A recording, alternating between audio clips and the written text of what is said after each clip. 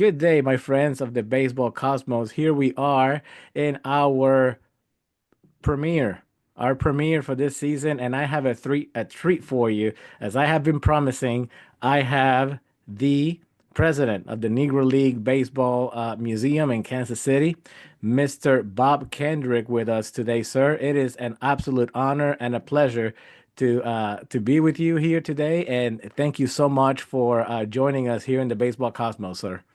Oh man, it's great to be in the cosmos with you, Melvin, and thank you so much for inviting me to be on the show.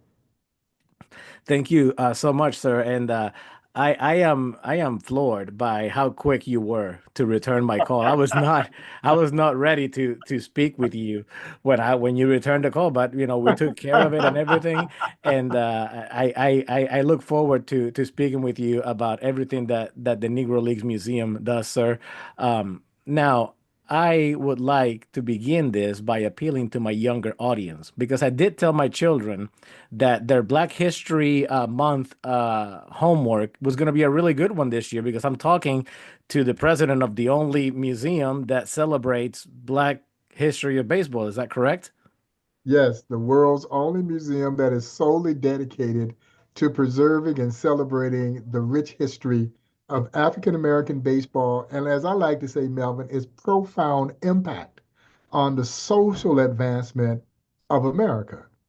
And we've been doing this since 1990. We started this project in 1990.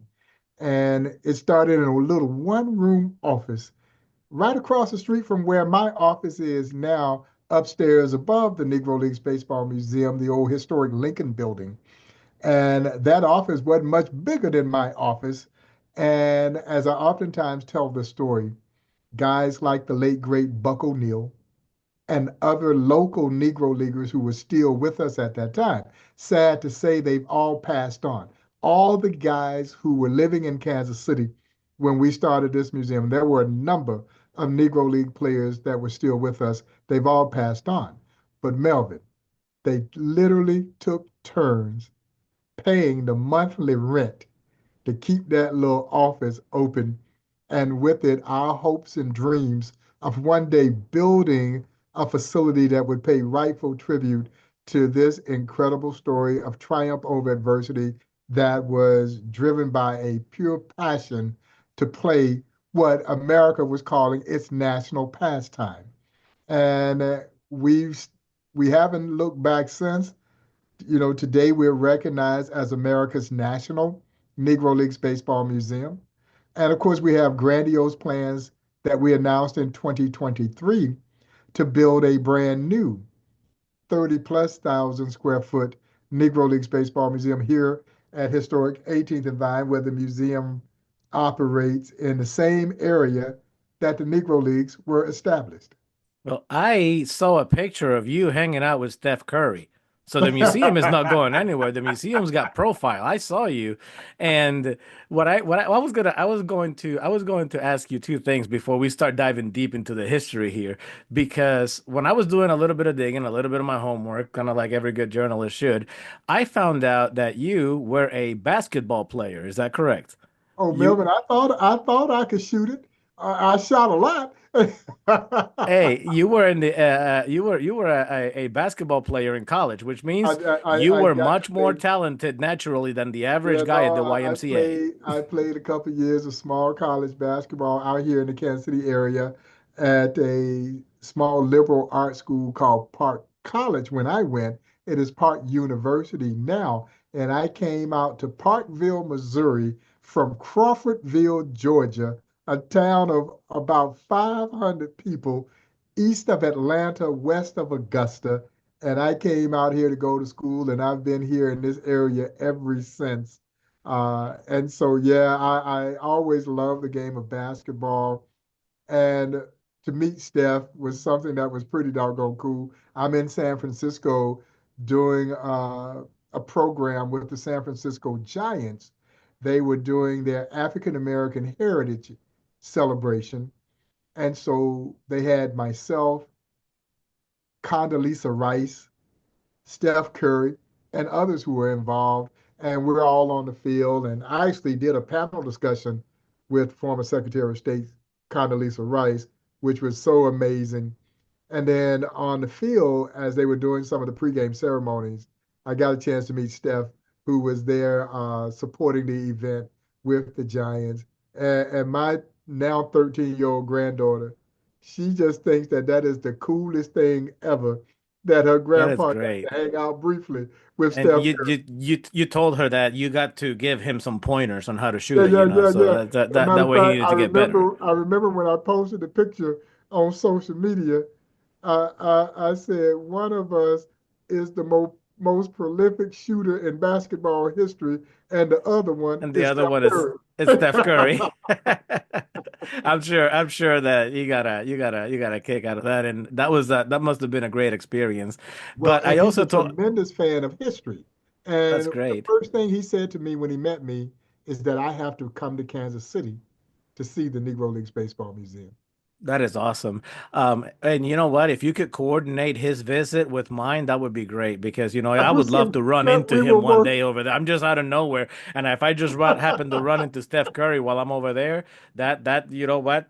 The Lord gives, right? Yeah, But yeah, yeah. also, We'll work on that. other than asking you about Steph Curry, because again, I wanted to appeal to my younger audience. I told my children I am a father of five children. And I told my children I am going to interview somebody who has been on a video game. And they didn't believe me. I was like, "Look, I'm gonna put on MLB the Show because I have that is one of my jams, MLB the Show, and this gentleman right here telling the story of these players, Jose Mendez and Satchel Paige, all those great players.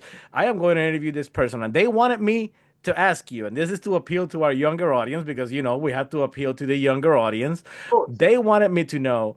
They wanted me to ask you how that experience was, how the experience of putting a storyline, because that is how video games are being made these days. You don't just pick up Mario and start playing and start breaking bricks. Kind of like that, they will give your player a storyline, and for you to be involved and immortalizing these players and telling their story. They were like, how was that experience? Did they come to his house and tape him? Did they come to the museum? Did he go to Japan? Did he have to talk to a camera? They are absolutely curious on that whole experience of being involved in a video game and telling a story. So could you please share with us how that experience from A to Z was of you being in MLB The Show, telling the story of these great players, sir? It was incredible. Because, Melvin, I saw myself doing a lot of things. I had big dreams. Now, some of them manifested themselves, but I And you never thought never, you'd be in a video game. oh no, there's no way I ever thought I would be in a video game. And again, I go back to my granddaughter Demi, who thinks it is the coolest thing in the It world is. that That her is. grandpa is in a video game because her friends play that video game. And they now know that the guy that's telling stories in the video game is her grandpa. And it is by far one of the biggest things this museum has ever done was the inclusion of the Negro Leagues into the video game MLB The Show. And Melvin, it has made me a household name within the gaming community. Well, that's why I knew I had to secure this interview with you quick because you'll be in Comic Con soon, I'm sure, signing autographs there. And I guess I was a little naive because clearly I did not understand just how big that platform really is. I thought it was cool too that we were going to get the Negro Leagues in the game. I've always wanted the Negro Leagues to be part of a video game because we wanted to try and figure out ways to connect with that younger audience. But man, I had no idea how big that platform is. It is in scale and scope larger than film, larger than the music industry. So, what we're talking about now is that millions upon millions of young people and young adults are learning about the Negro Leagues. But not only are they learning about the Negro Leagues, they are falling in love with the Negro Leagues because we brought it to them in a video game, something that they were accustomed to engaging with. And I am seeing the impact every single day at this museum as kids come through this museum because they saw the museum in the video game. and they want to meet the guy that was telling stories in the video game. And so I can be in the museum talking to people, and the kids will come over to me because they heard my voice. And say, I've heard that voice before telling me a story about a guy. Yeah. and I have parents come to me all the time saying, I hear your voice in my house all the time.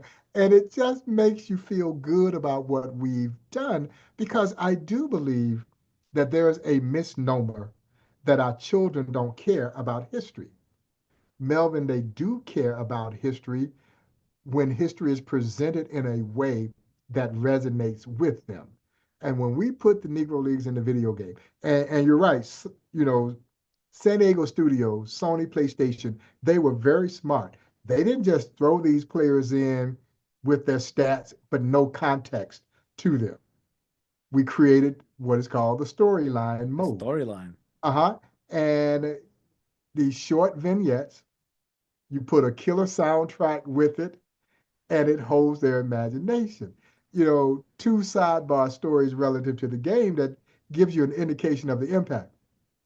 Shortly after the game came out, on social media, a dad reached out to me to say that he had bought the game for his young son. And he was going to go upstairs to see if his son needed any help navigating through the storyline mode of the video game. And he says he opens up his son's door and he sees him sitting intently listening to me tell stories. And he said he backs out of the room quietly because he didn't want to disturb the moment because he wanted to leave his young son with me learning this history. Man, that touches you in your heart. You know, you feel so good about what we've been able to accomplish. The other story that I love to share, because this was really the first inkling of just how big this project was. In the summer of 2023, right after the game had come out, I am walking through the museum. I had some guests. They are potential investors in an effort, Melvin, that we're working on to try and bring expansion Major League Baseball to Nashville. And I like to speak these things into existence. When we're Please successful, do, because we as love it. For yes, those of you who do not know, I live in suburbia of Nashville. I live in yes, Clarksville, Tennessee, a military town in Clarksville, Tennessee. We are ready. We are ready for baseball in Nashville. well, Please and speak it as into existence, sir. and as you know, the team would be called the Nashville Stars The Nashville after the old Stars. Negro Leagues team. And folks, this would be the first time in baseball history that a major league team carried the name of a Negro Leagues team. So I'm walking them through the museum. We get out onto the Field of Legends, the centerpiece display here at the museum. Miniature baseball diamond has these life-size bronze sculptures of Negro League greats. And Melvin, they're cast in position as if they were playing a game. It is one of the most amazing displays in any museum anywhere in the world. They represent the first group of Negro Leaguers to be inducted into the National Baseball Hall of Fame in Cooperstown. So we get out on the field. I go through the litany of introductions, player by player, position by position, and then we get to, of course, on the mound, the legendary Leroy Satchel Paige. And Yes, I sir. start telling my Satchel Paige stories. And in the video game, Satchel Paige is the only pitcher, black or white, who has names for his pitches because Satchel actually did name his pitches. Now, the other pitches you pick from fastball, curveball, slider, changeup, but not Satchel. No, no, no. Satchel had what he called the midnight creeper. He had the two humper. He had the bat dodger. He had the hesitation pitch. He had the long tom, the short tom, the jump ball, the trouble ball, the radio ball, the wobbly ball, the dipsy do. And Melvin, he had a pitch that he famously called his B ball. And so, as I would typically do with my guests, I would pose the question to them, do you know why he called it the B ball? And Melvin, when I raised the question, there was a young white kid with his dad standing down the third base line. Man, he couldn't have been more than 9 or 10 years old. And he looks at me, he raises his hand, He sticks out his chest and he says, Mr. Kendrick, I know why Satchel called it the B-ball. I say you do. Well, tell the folks why Satchel called it the B-ball. He says Satchel called it the B-ball because Satchel says it bees where I want it to be when I want it to be there. And I looked at him, I said, man, you must have been playing the show. And his daddy said, yes, he's been playing the video game, History. been That's paying that's how they attention to the learn. story history.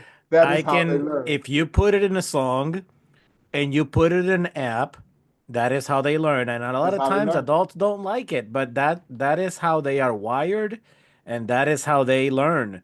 And And for I don't think Satchel Paige could have probably named his pitches whatever he wanted to name them, and you were not going to hit them. well, go hit him, And whatever it was. Yeah, that whatever is it one of was. those players that is just wherever he played, whether it be Puerto Rico, whether it be the Dominican Republic, whether it be Venezuela, whether it be anywhere, Satchel Paige, you were not going to hit him. And for context sake, Satchel Paige, his 39-40 season in Puerto Rico, it was 19-3 with a 193 ERA, and in 205 innings, he struck out 208 hitters. That's just unheard of. That's his 39-40 season in Puerto Rico. That is just amazing. And the reason why I wanted to speak to you further about this is because how I was discussing with you earlier. I am so happy that the history of the Negro Leagues is getting told, Yes. because how I came to know the Negro Leagues was different than anyone else that I have met here, because these players to us were regular players. Because when I grew up in the Caribbean, I grew up in the 80s and 90s, and I grew up in a town called Ponce, Puerto Rico. Hmm. That town had a very legendary team, and that town had a team that won the championship with 10 Negro League players. Among them was a guy named Pancho Coimbre. Yes. And that gentleman had a little in his late age, about his 70s or 80s. Long story short, he had a baseball school in Ponce, Puerto Rico, where other Negro League players, Millito Navarro, Juan Gilbe, all other players would help him teach for free.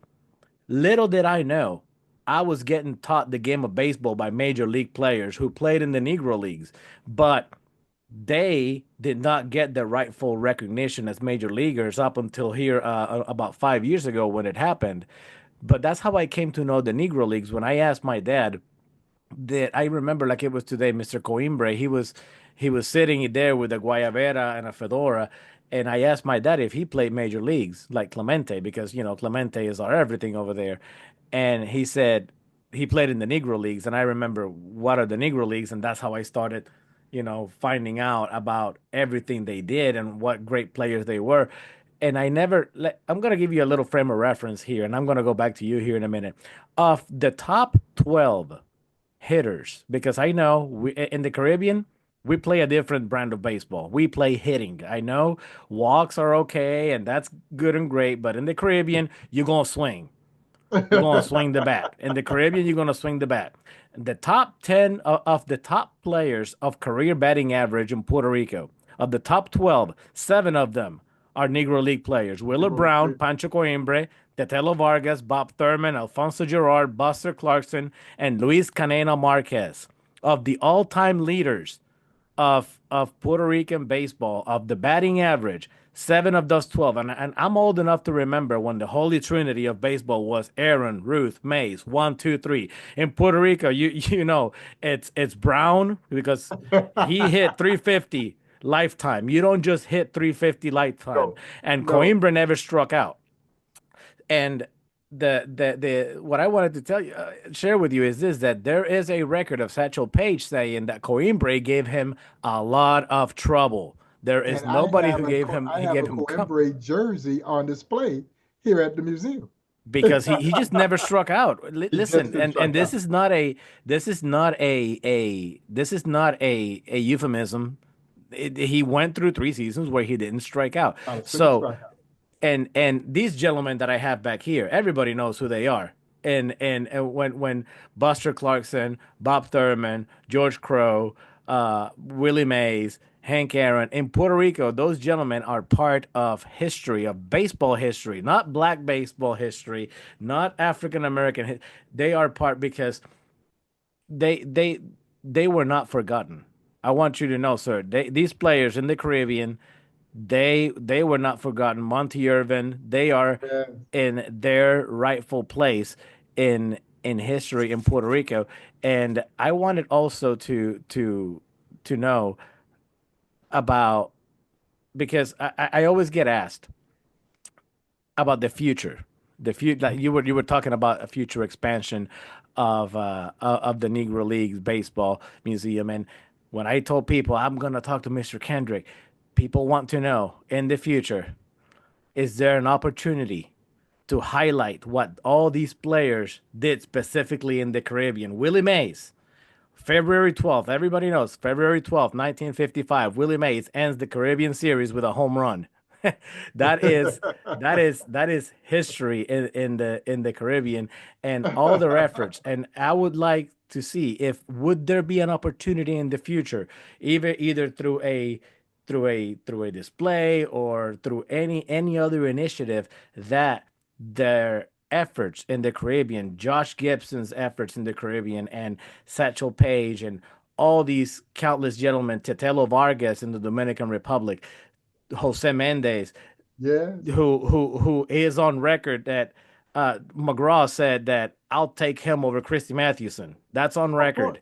course, of course. So would there be an opportunity in the future of the Oh, museum for those efforts? absolutely, absolutely. Because number one, we have a small section dedicated to what we call baseball anyway.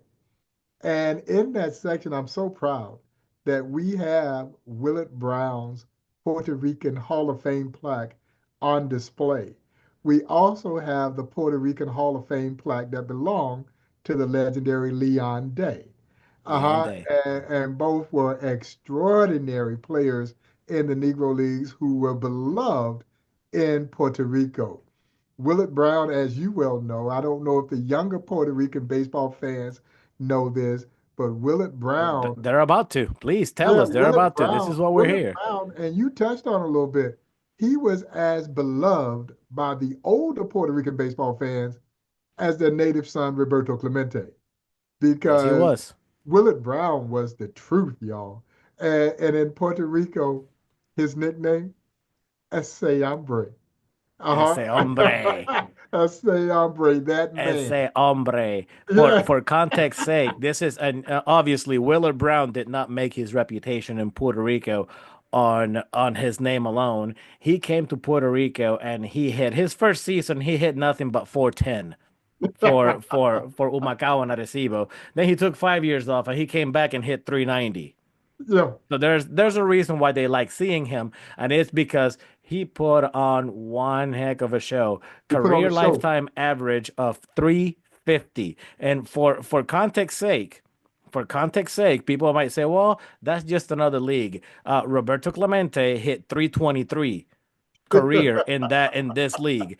Orlando Cepeda hit 313 career in this league. So It's not just this is another a league. this was not just another league because these days the Caribbean leagues with these contracts and everything, and we understand a lot of times you're gonna see the younger players or the players that were trying to come back to the show. Back then, Willie Mays was the MVP of the National League when he went to play in Puerto Rico.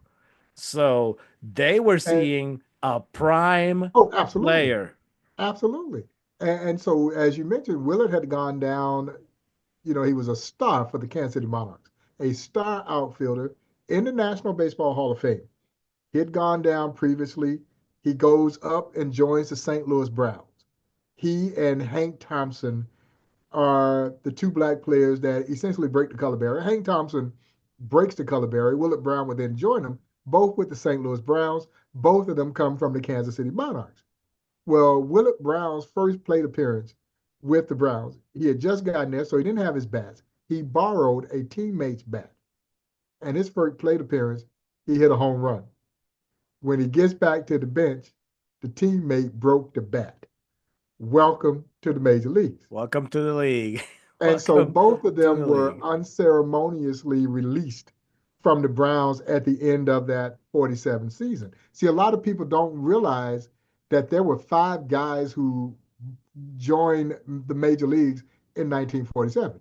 We naturally know of Jackie as the pioneering barrier breaker to be the first. Larry Doby would integrate the American League. Hank Thompson and Willard Brown would join the St. Louis Browns, and Dan Bankhead would join Jackie with the Dodgers. They all play in 1947. Well, I do think that the St. Louis Browns thought that Hank Thompson and Willard Brown would do for them what Jackie had done for Brooklyn, where all these black folks were going to come to go see them play. Well, if you were a St. Louis baseball fan, you were a Cardinal fan. Nobody cared about the St. Louis Browns. And I can tell you this, both Hank Thompson and Willard Brown are on record saying that they left a team in the Kansas City Monarchs that was far better than the St. Louis Browns. And they get released. Hank Thompson would come back here and play for the Monarchs. So did Willard Brown. And then Willard Brown would go back down to Puerto Rico, and man, he put on a show. I believe that his Puerto Rican Winter League home run record, and you can correct me if I'm wrong, but I believe it was 27 in 60 games that he hit. 27 in 1947 and 48. He hit 27 in 50 games. And now that Mr. Kendrick mentions that, I feel obliged to mention that he in 60 games, he hit 27 home runs, 86 RBI with a 432 batting average. And to sprinkle a little bit of dust on that, he hit 20 doubles too. Yeah, no, So no, no. that was an unbelievable performance there. It really was, and the Puerto Rican fans loved him. And so this connection that we have, and we're so thrilled that we have this section. When we build a new museum, there'll be an expanded section. And then, Melvin, we have a touring exhibition that we call Negro Leagues Baseball. And I love this exhibition because it highlights many of the countries that you've just mentioned. So Cuba, Puerto Rico, Mexico, Venezuela, Dominican Republic. They're all part of this exhibition. And the exhibit is written bilingually. So it is written in both English and Spanish. And it's something that I'm so proud of because there was this brotherhood between the Negro Leagues and those Spanish speaking countries. And it was bonded by baseball. And most people don't know this story. And of course, when we look at it from the context of American segregation, these players were welcomed with open arms when they went to those countries.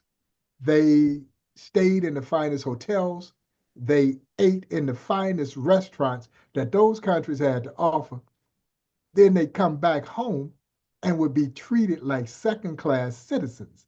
So as a result, a lot of Negro League players would call those Spanish speaking countries home for one simple reason, because in those countries, they weren't black baseball players.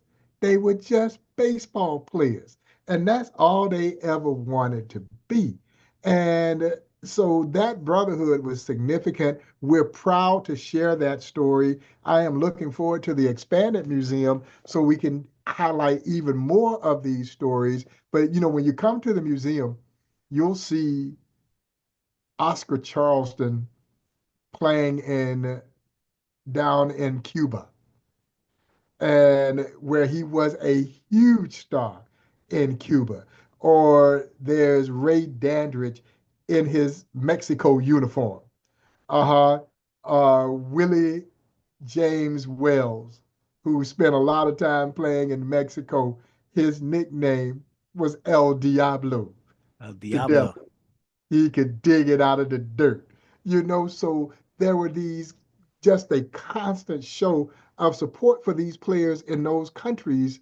And that's a story that we need to make sure is front and center. Monty Irvin told me, Melvin, that he never felt more freer in his life than the first time he goes to Mexico. He says it was the first time he could ever be or felt like his natural self. He could go anywhere. He could do anything that he could afford to do. And then he would talk about going to Puerto Rico and playing there in Puerto Rico, where a young Roberto Clemente fell in love with Monty Irvin. Roberto was just a kid when Monty was there. And Roberto Clemente Jr. told me this story that his father would carry Monty Irvin's uniform to the ballpark. And you see, if you carried the player's uniform, he would then let you in the game for free. And that Monty Irvin gave his dad his first real baseball glove, and that his dad idolized Monty Irvin. That's who he wanted to be. He wanted to play the game like Monty Irvin. And Monty Irvin, folks, you need to Google the name because he was a five-tool superstar with movie star good looks. He had everything you needed to be a star, and he was actually, Melvin, Branch Rickey's first choice to break the color barrier. And he was the Negro Leagues owner. If anyone was going to break the color barrier, they thought that it would be Monty Irvin. Monty Irvin was a superstar player, and he had just gotten back from World War II, 1944 or so.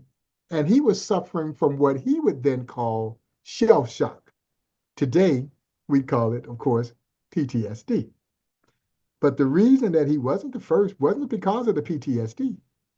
It was because of a woman by the name of Effa Manley. Effa Manley owned the Newark Eagles. And as I oftentimes tell the story, to say that Effa Manley couldn't stand Branch Rickey would be an understatement. She didn't Understatement. care for Branch Rickey. And rightfully so, because she saw exactly what Rickey was going to do. Rickey was going to come into the Negro Leagues and raid it of his star talent without any compensation to those Negro League owners. And so she wasn't having it. And she threatened to litigate as he was trying to sign Monty Irvin. And he backs off of Monty Irvin, and that's when he turns his sight to Kansas City, to one Jackie Roosevelt Robinson, who was playing for the Kansas City Monarchs. For reference sake, Monty Irvin, 4 seasons in Puerto Rico, batting average collectively of 322 with 20 total home runs, 11 of those in the 46-47 season playing for San Juan, and 41 RBI with 9 doubles that one season. So Monty Irvin put on an absolute show from 1940 to 1947. Way too late his induction into the National Baseball Hall of Fame. Monty and it catches my attention what you say, and this is cultural. And I am speaking as a native Puerto Rican here because as a people group, we are always aware that, and I remember back in the day when we were being taught there, because I went to elementary school in Puerto Rico, we were always taught in social studies. Every Puerto Rican is a third Spaniard, a third native, and a third African. And I remember looking at myself in the mirror and thinking to myself, somewhere in there, there's a third African heritage in there, even though I look like this. Yeah, And through all the history, if you look at pictures of my grandmother, I am proud to say that they are of the African heritage. And I like this conversation that we are having because I believe that oftentimes Afro-Latino history gets lost. Uh, Roberto Clemente spoke about his two barriers. He had the barrier of being Latino and the barrier of being black. And Afro-Latino players, like the ones I just mentioned earlier, like many others that, just because obviously for the sake of time we cannot, but it will also be unfair to not mention some. They had their own struggle. They when they had came to this this country, absolutely. when they came here, even though because I'm always a believer that just because there's a law on paper doesn't mean things automatically change. So to think that in 1948 everybody was just welcome is just No, straight dishonest. no. Still in the 1950s, we heard the great Reggie Jackson, and he is much younger than to have played in the Negro Leagues. He came up in the 60s, but he was still hearing that stuff we heard about in the Rockwood Classic. Yeah. And these players, for them to feel welcome in these leagues, it's a great honor. Monty Irvin was a Hall of Famer in Puerto Rico in 1991. So, and I beg your pardon, Willard Brown was a Hall of Famer in 1991, long before he was they were Hall of Famers In the National Baseball Hall of in the Fame. National Baseball Hall of Fame Yeah, because and they were like you said earlier, and I love that quote. They were not black baseball players. They were baseball players. baseball players because I That's went it. home and my mom looked just like them, or I have a cousin that looks just like them, and that is cultural in Puerto Yeah. Rico, and Well, that is something to say with pride these days. yeah, no, because my dear friend, and I miss him so much, the great Minnie Minoso, when he came to this country, he said he was called an N-word. He didn't even know what it was. Yeah, Louis Tiant, whose father, Louis Tiant Sr., played in the Negro Leagues, he's in the major leagues. He's been called an N-word, you know. And then Roberto Clemente, the great Joe Black. Joe Black was Rookie of the Year for the Dodgers, played in the Negro Leagues for the Baltimore Elite Giants. Now, as I tell folks, it's spelled elite, but it's Elite. pronounced elite. Yeah, you make those Negro Leaguers mad if you call them the Elite Giants. No, they were the Baltimore Elite Giants. And Joe was an incredible pitcher. And a lot of people don't know that the great Roberto Clemente was in the Dodgers organization. And while he was there in the Dodgers organization, he was having difficulty, of course, with the language barrier. And guess who his translator was? Joe Black, who had become quite fluent in Spanish. And of course, the Dodgers failed to protect Roberto Clemente, is how he gets ultimately plucked away by the Pittsburgh Pirates. That's the Uh, biggest steal in baseball ever. it definitely was. It definitely was. And but he went through those same kinds of hardships that were so pertinent in this country for people of color. And it's amazing the strength that those athletes had to have to deal with that kind of social pressure everywhere they went in this country. They had to deal with it.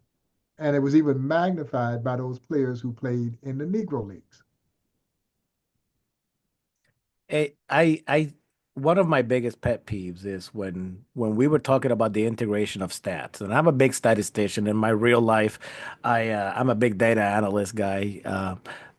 But one of the things that is one of my pet peeves talking baseball with people is that, well, those are just Negro League numbers. Hold on there, cowboy. Hold on a second now. Um, if you can hit You anywhere. can I hit. understand. You And can you know hit. what? And you know what? You try putting in 12, 13, 14 hours of work, sleeping on inhumane conditions and lesser conditions than you had to sleep in if you were a different race.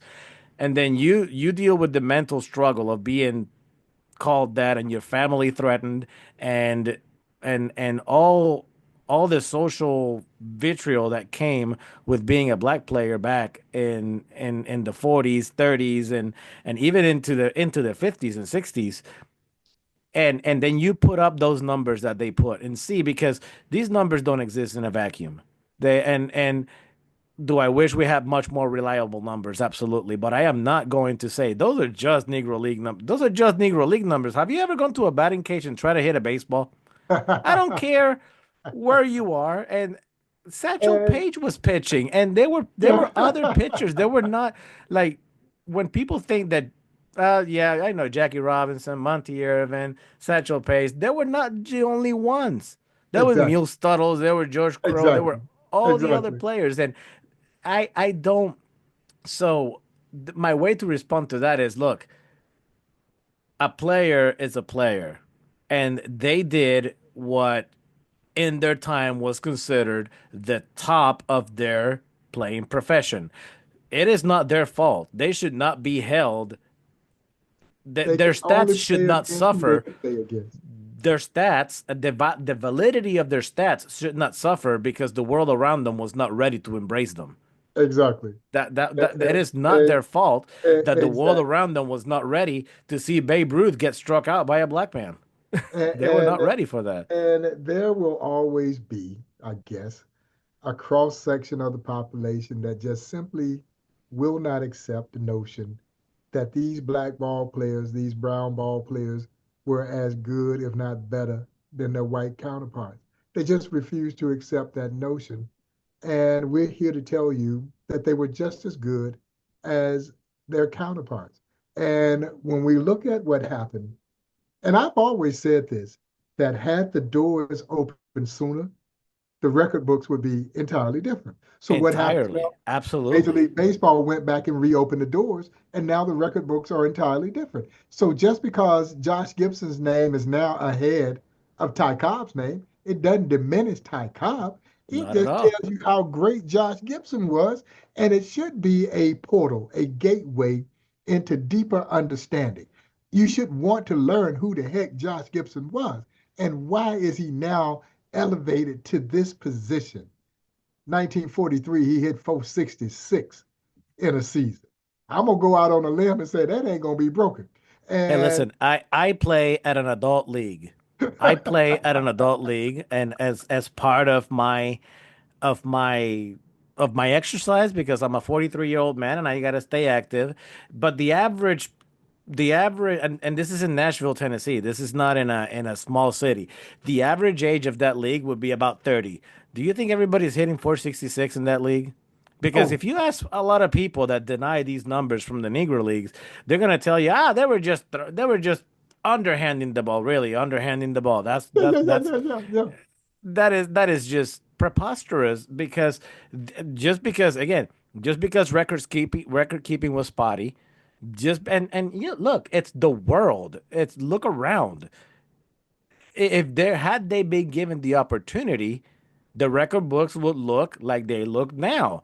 A lot Yeah, of well, white and guys, I, and I think a that's the lot of thing. Hispanic guys, and a lot of black guys together. Exactly.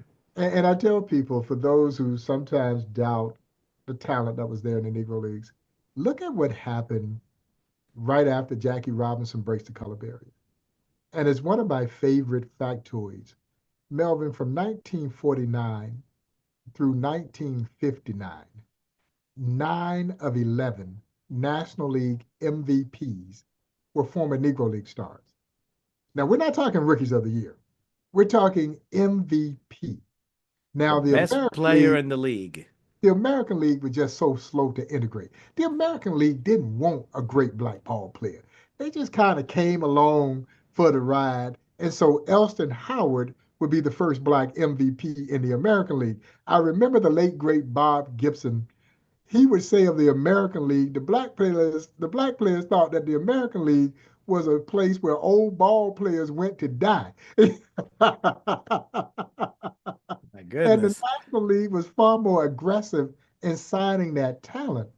And it changed the game so dramatically as these doors open. And that's just a small sample size of the players. So, had this happened before 1947, when you had a Josh Gibson in his prime, a cool Papa Bell in his prime, think about they got an old Satchel Paige by the time he gets to the major leagues in 1948, and he should have been Rookie of the Year in 48 when he gets there because he helps Cleveland win the pennant, and Cleveland would then go on to win the World Series in 1948. And the old man was dazzling. He goes 6-1 with a 2.4 ERA. His rookie season, man, at either age 42 or 52, depends on who you ask. And you know what? Whether it's 42 or 52, after it's remarkable. And now that we're talking about Josh Gibson, it brought to my attention a story that I heard from Mr. Jorge Colon Delgado, who is my editor at Baseball Oh, 101. And yes, yes. he because this past season there's a baseball player in Puerto Rico who's very well known, Desiderio de Leon, who happens to be he as fate would have it, he was Satchel Paige's altar boy in his wedding back way back in the day. But this player was a contemporary of Josh. He remembers Josh Gibson, and this player, Mr. Delgado, asked him, "Talk to us about Joshua Gibson." And this is a story about Josh Gibson that he gave. He gave a story about Josh Gibson that he remembers that he was in the bat. He was batting and he swung. And when they say that when Josh Gibson connected, it went. I don't know if it did, but I'm pretty sure it Oh, did. everybody has said the same thing. When Josh Gibson connected, it went. And Mr. De Leon said that what was remarkable about Josh Gibson is that people kept asking because that ball went far, far, far, far, and people kept asking Josh Gibson to come out and take more bows to kind of like what the younger player would call, playing loud, the shimmy these Yeah, days. yeah, yeah, yeah, yeah, And yeah. what struck him was that Josh Gibson would not come out and take a bow because he said he already pretty much embarrassed the pitcher once. There's no need for doing that again.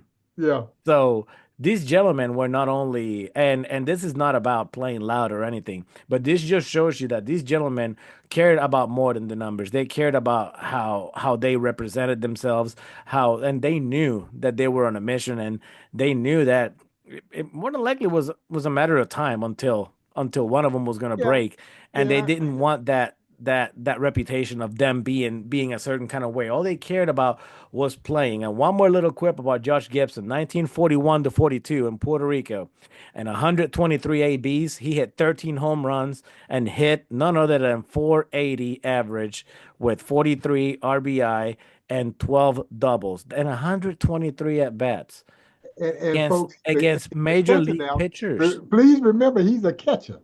Yeah, no, no, And no. he's This a is not the, catcher. yeah, this ain't your guy playing the outfield. He is a catcher who hit with that kind of power. But how many doubles did you just say? He hit 12 doubles and 123 at I'm bats. saying. That's what I'm saying. Folks, that's And about 60 Josh doubles in a 160 game season. and Josh was a great catcher. He was a great catcher, not a good catcher, a great defensive catcher with a rifle arm, controlled his pitching staff, and yet he put up those kinds of spectacular offensive numbers, playing what most would agree to be the most difficult defensive position on the field, Bar none. Bar bar none. none. Bar Bar none. So none. many will tell you the catcher is probably one of the best athletes on the field. That's But you almost bar have to none. be.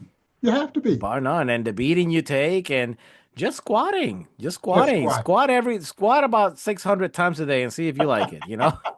And So, I tell people, if you want an indication of the physique of Josh Gibson, Melvin, think Bo Jackson as a catcher, and you got Josh Gibson. that is anytime any person is asked give me the perfect 20th century athlete. It's I Bo would say Jackson. Bob Jackson is one of the top three names that come up. If Yeah. if you ask anybody, draw me the perfect 20th century athlete, I've never heard a list that doesn't include Bo Jackson. Got to So include Bo Jackson. this and guy was, that man, was Josh Gibson what physically. physically to be able to do that, it was just amazing. And I wish we had all the time in the world to keep talking about this because we are going to have to start putting a bow on this one because we're going to have to start warming up for this little cold front that's coming up.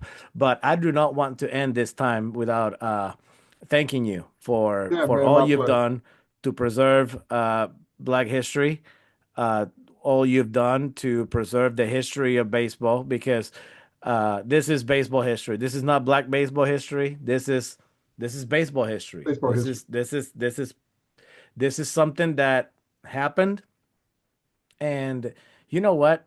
In a perfect world, it wouldn't have happened. But now that since the world is imperfect, you are making something beautiful out of something that was it was technically segregation. It was Yeah, segregation. They didn't deserve that treatment.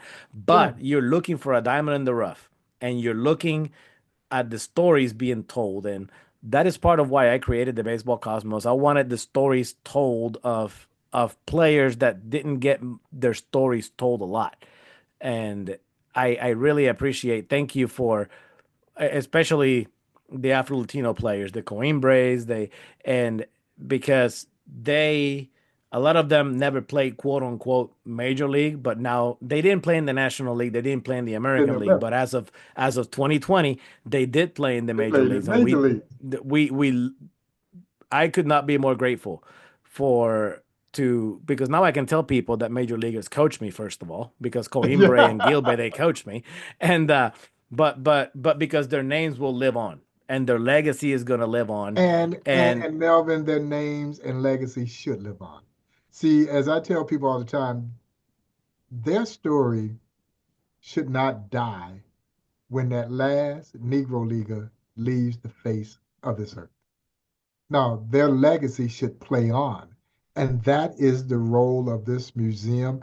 I thank you for being such a tremendous advocate for this story, for this chapter of baseball history. And we're very proud of the work that we're doing here in Kansas City. I can't wait to get down to Puerto Rico oh, and please, see yes, I was baseball. told to ask you. You know, that I was told to ask you if you can make it down there, please do. We would love for Yeah, you to no, see it's where something that Clemente I've been played, promising. where all these I've, players played. They'll tell you. I know Mr. Delgado will tell you all the. And he is the man to talk about Negro Well, Leaguers in Puerto Rico. he So, is absolutely amazing. The work, the dedication, the commitment that he's put into this work, and he is absolutely amazing. And so it would and be an honor to get down to Puerto Rico. And I've been promising the Clemente brothers that at some point I've got to get there, and I am looking forward to doing so. But in the meantime, we're just so deeply honored to be doing the work that we're doing to help make sure that the legacy of the Negro Leagues continues to play on. and this is bigger than to me. This is bigger than now that yesterday we had Dr. King's holiday. Here in a couple of weeks, we have Black History Month. So, and this is bigger than baseball. This is So much bigger larger. than baseball. You ask Absolutely. any, and if any other players that the Reverend Gleason, who we didn't talk about him, he played in Puerto Yes, Rico as well. You yes, ask yes. him, you ask any of the other living players that, and they will tell you this is American history. This is this happened decades before the formal civil rights movement. Of course. This was what started turning the wheel.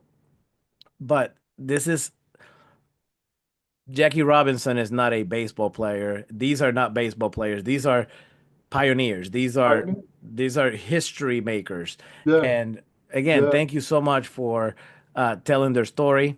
I look forward to going one day, and if you can let Come me know see what day either Steph Curry or Barry Bonds or somebody's going to be taking their tour, or you let me know the day that Barry Bonds is taking his tour, and I would love to like take a tour with him. But and thank you for the effort with Nashville, sir. I really hope it works because Nashville has had always minor league ball down here. yeah, I think Nashville is ready for the next there's step, no question. There's no question and about it. with every time the sounds are very well supported here.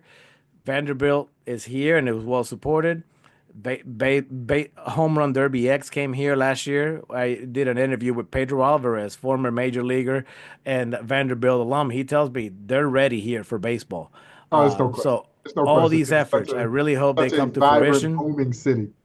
I really hope all these efforts come to fruition. And who knows, maybe I'll see you down here one day. I'm hopefully gonna make it up there to the museum soon because I spent some time in Kansas, but I spent a lot of time on the field in Fort Riley, so I never had the opportunity to go over and see you there. But things happen when they're supposed to happen, and I look forward to meeting you one day and seeing how the museum just keeps on growing, the legacy keeps on being told, the stories keep being told, and the younger generations cannot forget these men. And Yes. thank you for all those efforts. And hopefully, hey, who knows? Maybe one of these storylines will be, hey, when Satchel Paige went to Puerto Rico and dominated, or when Willie Mays took that last at bat in the Caribbean Series. So many, you could make 10 video games of all these stories. Oh, there's no So doubt about it. thank you so much, and You're I so understand welcome. that you have a podcast as well. If It's you called would Black like to, Diamonds. please plug it in. Tell us where to Yeah. find it, and It, tell us it, uh, everything about your podcast, sir.